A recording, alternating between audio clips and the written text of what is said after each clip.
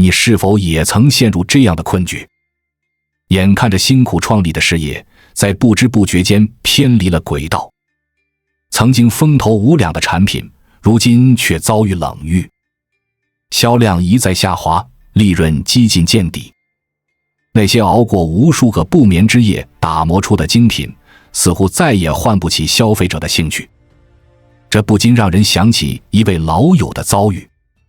5年前，他满怀雄心地投身创业大潮，凭借独到的眼光和娴熟的技艺，他很快就在细分市场崭露头角。产品品质出众，服务态度一流，但最近2年，他的公司却遭遇了前所未有的困境。究竟是哪里出了问题？是产品不再新鲜？是竞争对手太过强大？还是营销渠道出现漏洞？无数个不眠之夜，他反复琢磨，却始终找不到答案。这个问题恐怕也是许多创业者和企业家的心头之痛。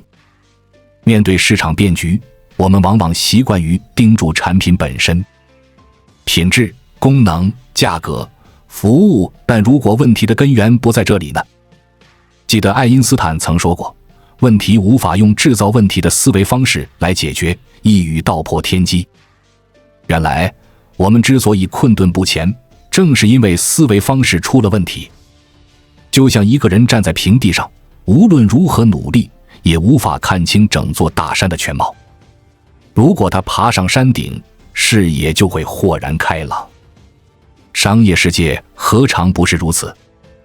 当你升维思考，跳出原有的局限，问题的本质往往就会浮现眼前。前些天，我恰好目睹了一个有趣的场景。在某高端小区，一位业主对物业费的高昂提出质疑。出乎意料的是，物业经理并没有讨价还价，而是邀请业主参观了小区的各项设施。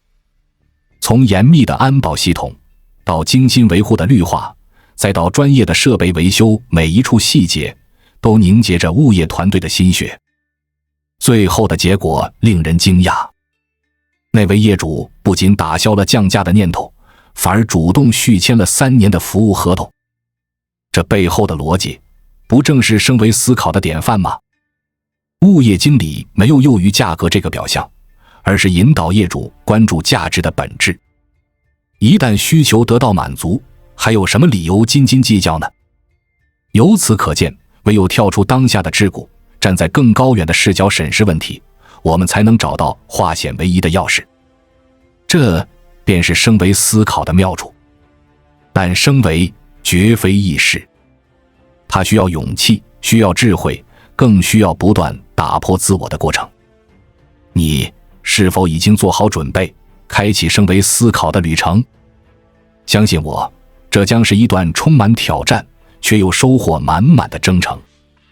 在这个瞬息万变的时代，唯有不断突破思维的边界，我们才能立于不败之地。为什么会这样？因为物业经理没有停留在价格这个维度，而是把话题提升到了价值的维度。当业主看到自己获得的不仅是一个干净整洁的环境，更是一个安全、舒适、有品质的生活方式时，价格就不再是一个问题了。这就是升维思考的威力。当我们面对问题时，总是习惯性的在问题所在的维度寻找答案。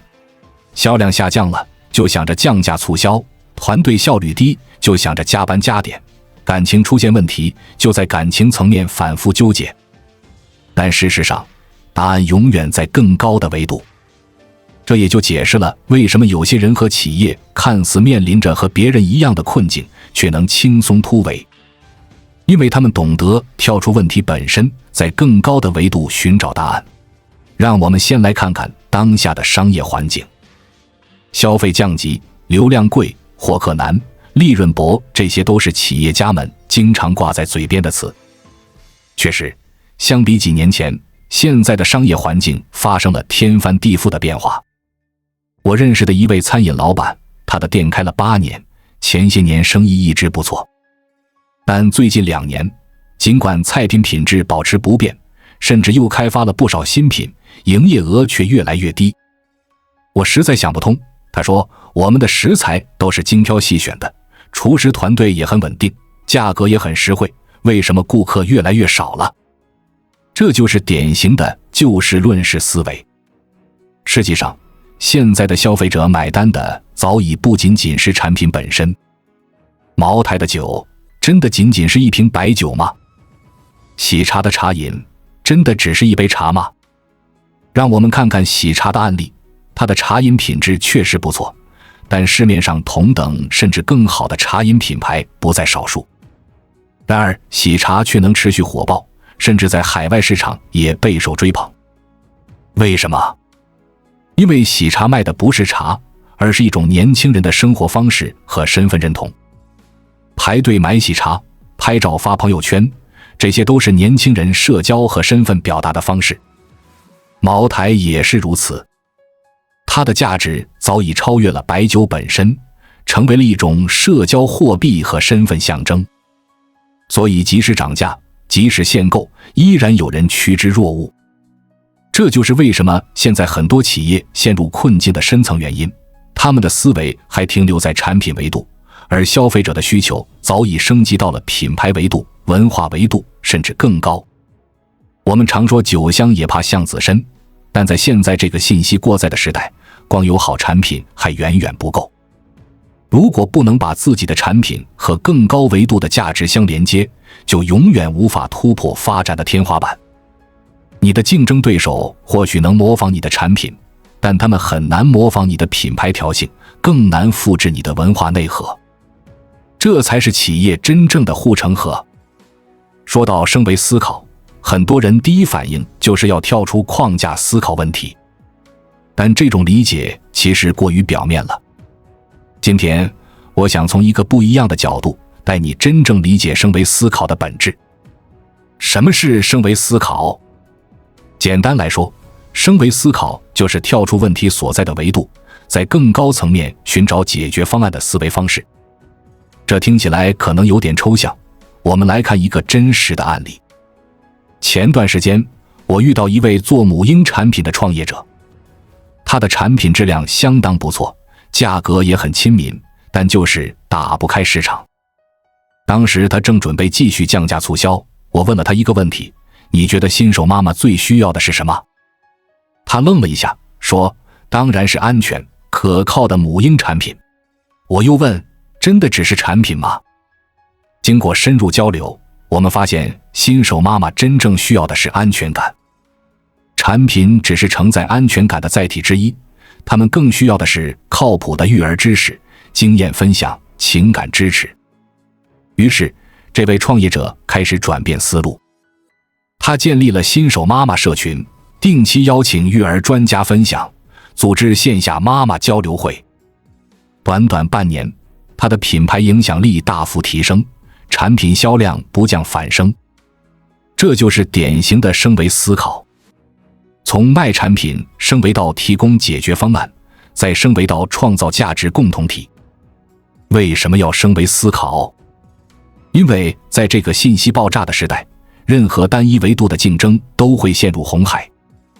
你降价，对手就跟着降价；你提升品质，对手也在提升品质；你加大营销投入，对手投入更多。但如果你能升维思考，就能开辟出一片竞争对手难以触及的蓝海。升维思考的关键原理是什么？首先，要认识到任何问题都是多维度的。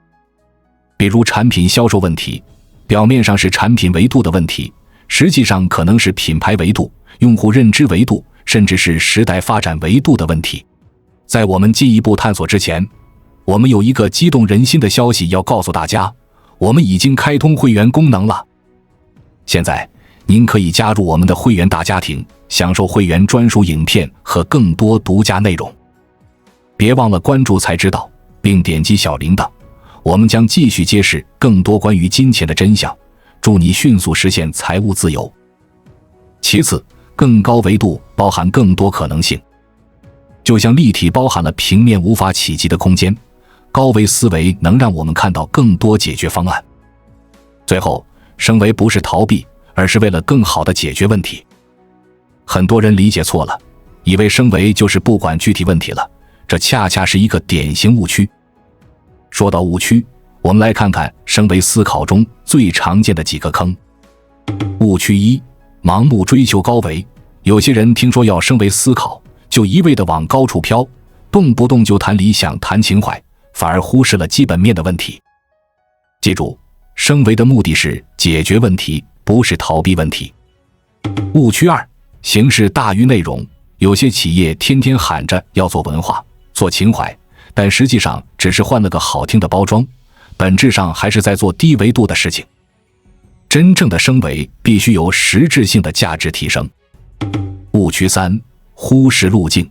很多人明白要升维，但不知道怎么升。就像要从平面进入立体，你得知道第三维度在哪个方向。升维思考需要清晰的路径和方法论。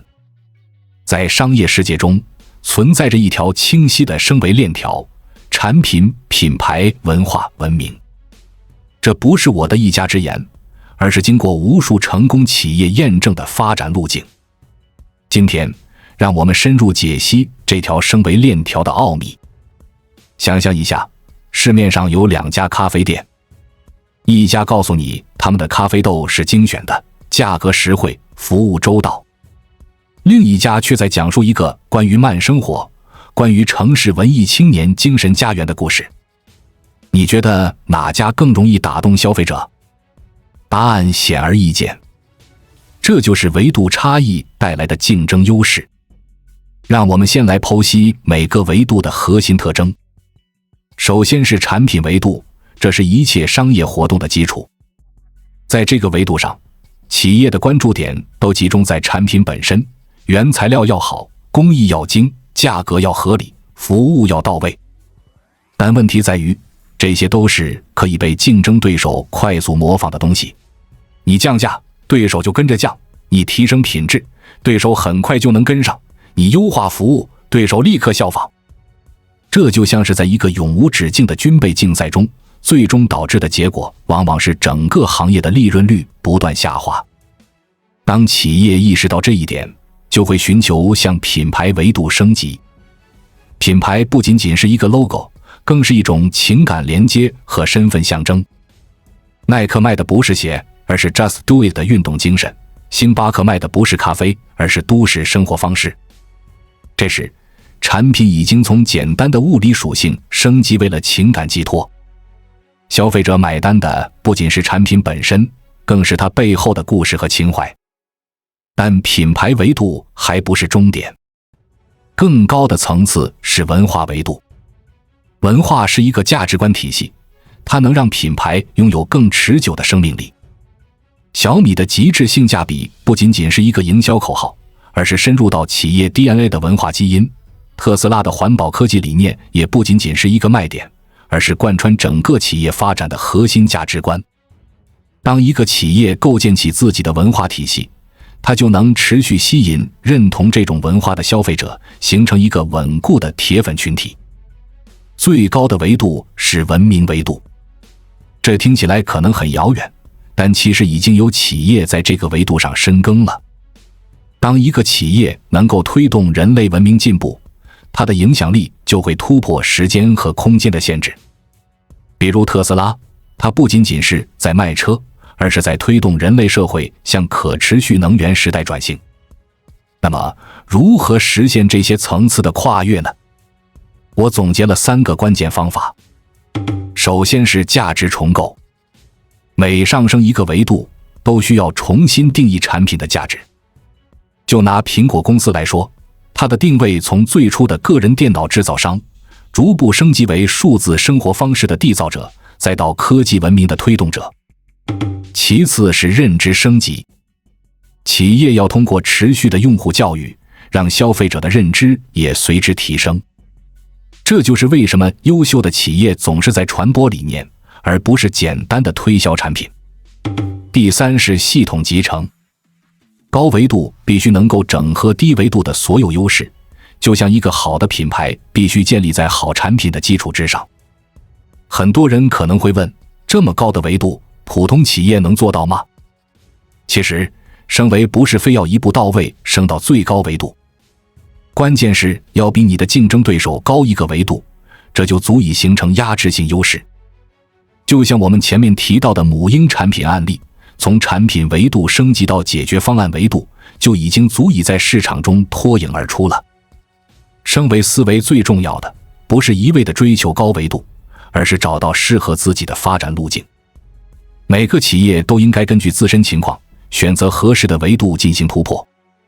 只要比竞争对手高一个维度，你就已经赢在了起跑线上。要实现升维思考，光有理论还不够，我们需要一些实用的方法论。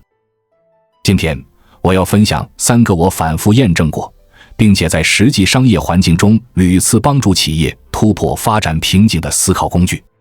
经常有朋友问我，老师，遇到困难时，到底该如何运用升维思考来解决问题？其实关键在于掌握正确的方法。就像登山一样，有了合适的工具和清晰的路线，再陡峭的山峰也能一步步征服。第一个方法，我们称之为层次思考法。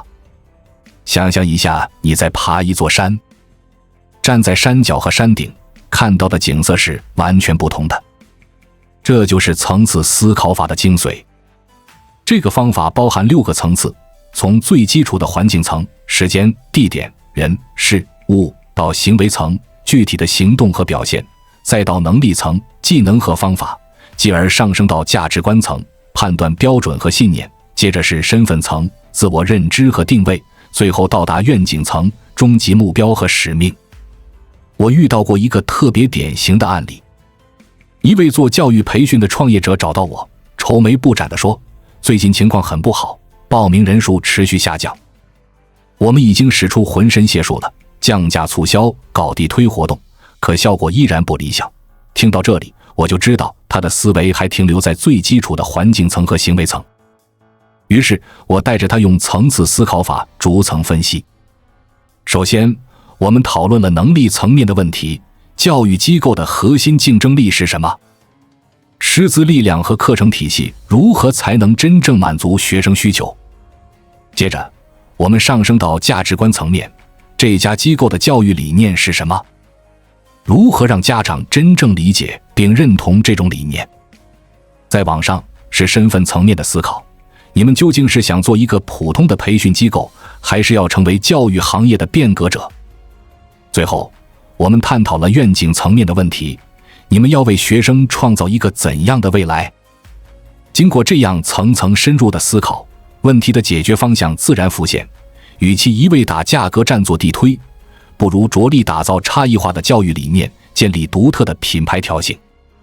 事实证明，当他们开始关注高层次的问题，低层次的困境反而迎刃而解。第二个方法是时间轴思考法。很多人看问题只关注当下，这就像是在看一张静态的照片。但如果我们把时间维度加进来，问题就变成了一部立体的电影。这个方法的核心在于把问题放在更长的时间维度去思考，看清事物的来龙去脉和未来走向。比如，我之前服务过一家传统制造企业，他们在转型智能制造时遇到了很大的阻力，员工抵触情绪特别强。管理层原本打算强制推进，但在运用时间轴思考法之后，有了新的认识。